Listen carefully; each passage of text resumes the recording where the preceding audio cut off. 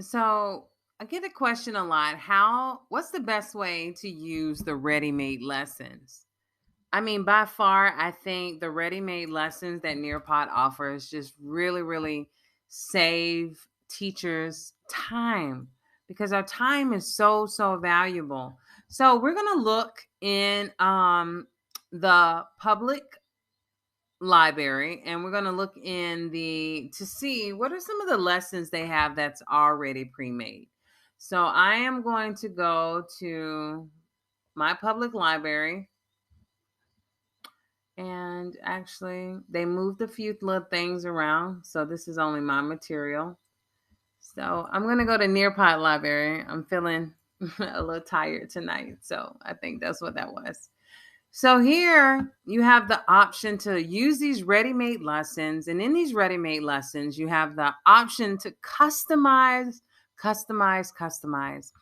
I really personally feel that Nearpod has empowered me as a teacher so that I can use differentiated instruction by using variety of lessons on the same topic to meet the needs of my students.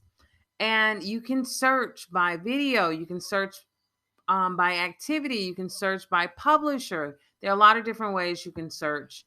But for core teachers, teachers who teach math, history, social studies, and language arts, this is just the ideal place to just reduce your stress level, but yet at the same time have vetted lessons that are guaranteed to help engage your students. So I'm going to focus here on lessons. I particularly don't like to search by state standard because some lessons are not for your particular state, but there may be lessons that are for multiple states, but they are categorized by the subject and the grade level. And the grade level may be more than one grade band. So I highly recommend just searching by subject and grade and typing the specific topic that you're looking for. So I'm going to look in math and I'm going to look for eighth grade. And then maybe I'm looking for something on functions. And so then I'm going to get a wealth of different publishers. So the feel is going to be different. So for here, this is a Nearpod produced lesson. So Nearpod hired people to make this lesson. Then we have vocabulary. This is going to integrate music.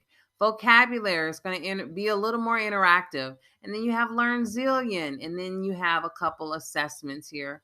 And then again, the Nearpod team. So all of these are lessons dealing with functions. So I can look at each lesson and see which one will meet the needs of my students. So I'm going to take a look at this vocabulary lesson because I really love vocabulary.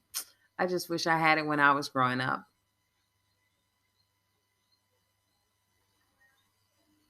And with the ready-made lessons, you're going to preview the lesson. So this has 17 slides in it. So that's the first thing I'm looking for at the top. I'm going to preview this lesson. It just lets me know what the series is about, how this lesson is, how long it should take. And then they're going to go into each component. So here's the actual vocabulary video. It's about 3 minutes. And I love these because they're so conceptual to really help students who struggle with concepts and really trying to figure out what does that function really mean. And then the words come up so students can read the words so that they can also see the images, see the words, and make greater connections. This right here, I asked them to match each term to its image. So I've looked through this lesson. I think this is going to be a good lesson. Or I think I might use it for my students who need to review the content. Maybe I've already have a lesson prepared. I think I might use this as a review lesson to help differentiate. So the first thing you do with a ready-made lesson, once you've previewed it, you're going to go to add to my lessons.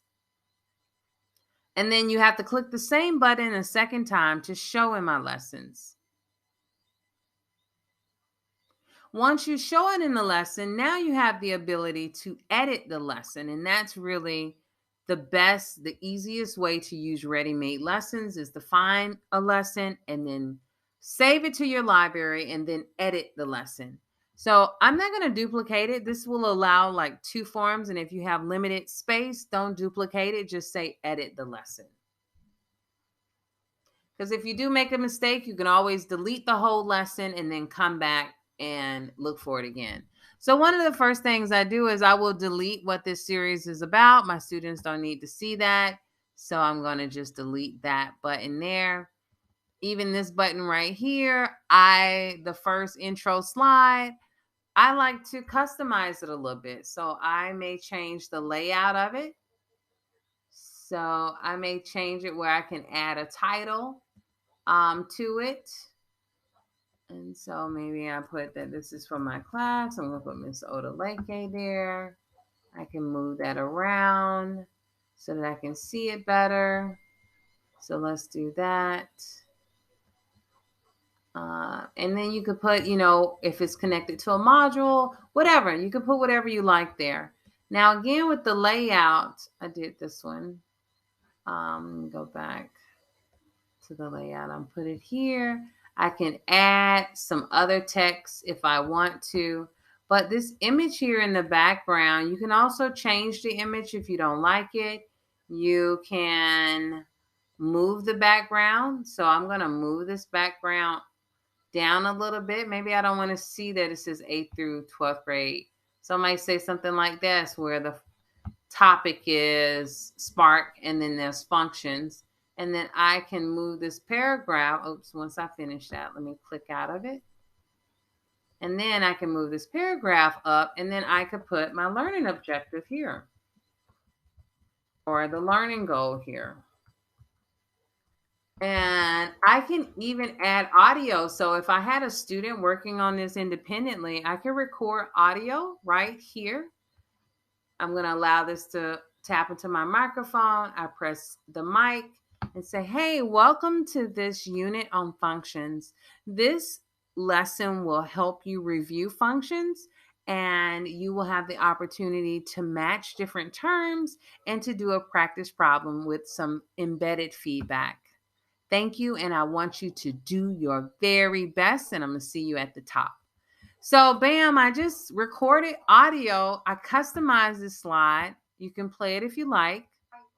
Say, hey, welcome to this unit on functions. I just love the fact that I can add audio to any slide, and I don't have to go have a separate software to do it, all within one program. And then I just press save. And it just takes a moment for it to upload. Once it's saved, I'm going to press save again so that I can get back to all of my previous slides. And so here it says, let's explore. They're going to look at a field trip.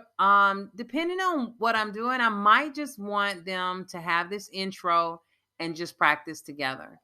And then I might have them do some independent practice. So I might cut some of this out depending on how long I want this lesson to be. And I press the delete button for those slides. And then voila, I have like pretty much an 8-slide presentation that should take my students like 15 minutes to meet their needs. And then I can offer them some feedback, see how they did, or have them reflect in a journal. There's so many ways to use these ready-made lessons, but the key, my friend, is you can go in, you can customize any slide, you can customize any activity in order to meet the needs of your students. So if you haven't used a ready-made lesson, I hope this tutorial helps you to start doing it ASAP. If you want to learn more about creating amazing lessons using Nearpod, please visit my website at fearlesseducator.net.